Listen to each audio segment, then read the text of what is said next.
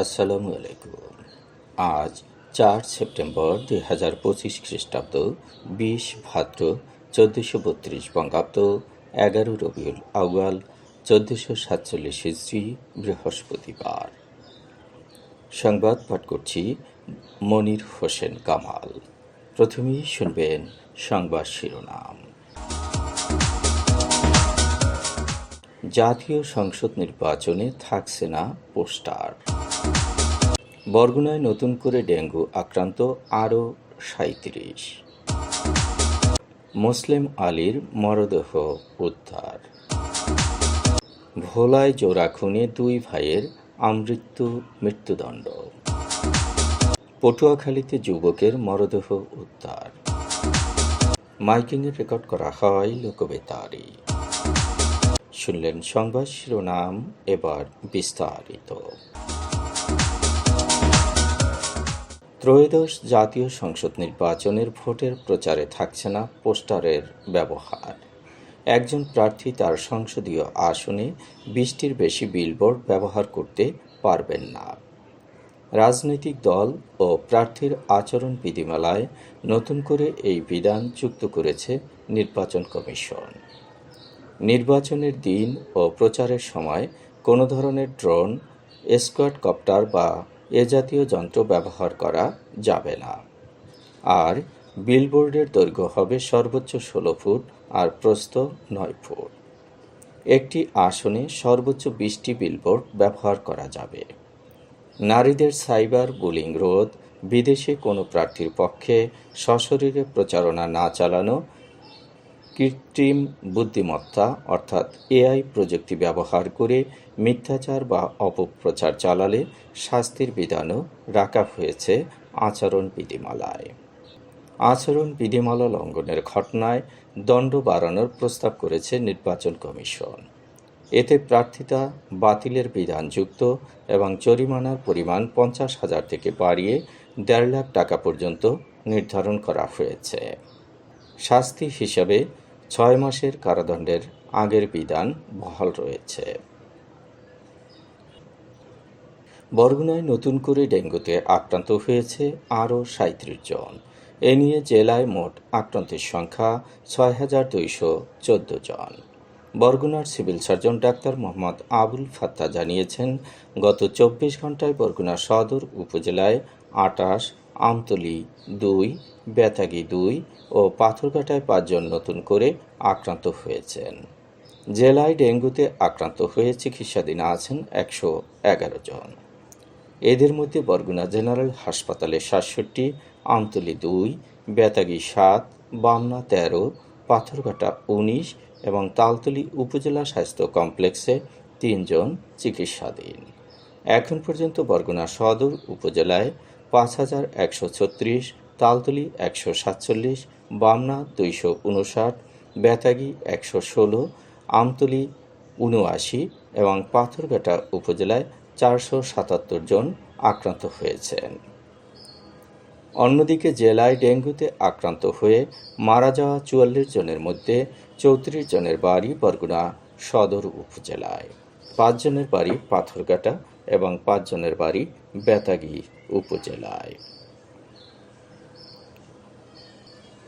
বরগুনায় মুসলিম নামে একজনের লাশ পাওয়া গেছে। তার বাড়ি বেতাগীর সরষামুড়ি। তিনি ছিলেন মানসিক রোগী। আজ সকালে বদরখালী ইউনিয়নের চালিতাতলা হাইস্কুলের পাশের খালে তার মরদেহ পাওয়া যায়। ভোলার চরফ্যাশনে অন্যকে ফাঁসাতে গিয়ে স্ত্রী জাহানারা বেগম ও শিশুপুত্র আবিরকে হত্যার দায়ে আলোচিত অভিযুক্ত মাহবুব আলম ওরফে মাফু ও তার ভাই ইব্রাহিমকে আমৃত্যু কারাদণ্ড ও 20,000 টাকা করে জরিমানার আদেশ দিয়েছেন চরফ্যাশন অতিরিক্ত দায়রা জজ আদালত। গতকাল দুপুরে অতিরিক্ত জেলা ও দায়রা জজ শওকত হোসেন এ রায় দিয়েছেন। এ মামলায় অপর আসামি মান্নান মাঝির বিরুদ্ধে অভিযোগ প্রমাণিত না হয় তাকে বেকসুর খালাস দেওয়া হয়। আমৃত্যু কারাদণ্ড পাওয়া আসামি মাহবুব ও ইব্রাহিম আপন ভাই। তারা একই মামলায় খালাস পাওয়া মান্নান মাঝির ছেলে। পটুয়াখালীতে লোহালিয়া ব্রিজের নিচ থেকে তুহিন হাওলাদার নামে এক যুবকের লাশ পাওয়া গেছে। ডিবি পুলিশের গ্রেপ্তার এড়াতে মঙ্গলবার রাত 11টার দিকে তুহিন নদীতে ঝাঁপ দেয়। গতকাল লোহালিয়া নদীর ব্রিজ সংলগ্ন এলাকা থেকে তুহিনের লাশ উদ্ধার করা হয়। তিনি পটুয়াখালী পৌরসভার টাউন জৈনুকাঠি এলাকার বাসিন্দা কালাম হাওলাদারের ছেলে। মঙ্গলবার রাত 11টার দিকে লোহালিয়া ব্রিজ সংলগ্ন ডকইয়ার্ড এলাকায় অভিযান চালায় ডিবি পুলিশ। এ সময় ডিবি পুলিশের উপস্থিতি টের পেয়ে তুহিন, কসাই আল আমিন এবং সিডি আল আমিন নামে 3 জন নদীতে ঝাঁপ দেয়। এর মধ্যে কসাই আল আমিন ও সিডি আল আমিন সাঁতার কেটে নদীর ওপার চলে যায়, তবে তুহিন নিখোঁজ ছিল। নদীতে ঝাঁপ দেওয়ার প্রায় 24 ঘন্টা পর লোহালিয়া সেতুর নিচে তার মরদেহ ভেসে ওঠে। তুহিনের স্ত্রী, 5 বছর বয়সী কন্যা ও 2 মাস বয়সী নবজাতক পুত্র সহ 2টি সন্তান রয়েছে। মাইকিংয়ে রেকর্ড করা হয় লোকবেতারে। সুমধুর ও সুস্পষ্ট কণ্ঠে মাইকিংয়ের জন্য লোকবেতারের বিকল্প নেই। লোকবেতারের সাউন্ডপ্রুফ স্টুডিওতে করা হচ্ছে গান ও নাটকের রেকর্ড। সেই সাথে লোকবেতারের নামমাত্র টাকায় প্রচার করা হচ্ছে বিজ্ঞাপন। 15 সেকেন্ডের বিজ্ঞাপন প্রচারিত হচ্ছে মাত্র 500 টাকায়। 30 সেকেন্ডের বিজ্ঞাপন 1000 টাকা, 45 সেকেন্ডের বিজ্ঞাপন 1500 টাকা আর 1 মিনিটের বিজ্ঞাপন প্রচার করা হয় মাত্র 2000 টাকায়। নির্ধারিত টাকার বিনিময়ে প্রতিদিন কমপক্ষে 5 বার করে পুরো 1 মাস বিজ্ঞাপন প্রচার করা হবে। মাইকিং ও বিজ্ঞাপনের জন্য যোগাযোগ করবেন 01755564445 নম্বরে। এবারে শুনবেন আবহাওয়ার খবর।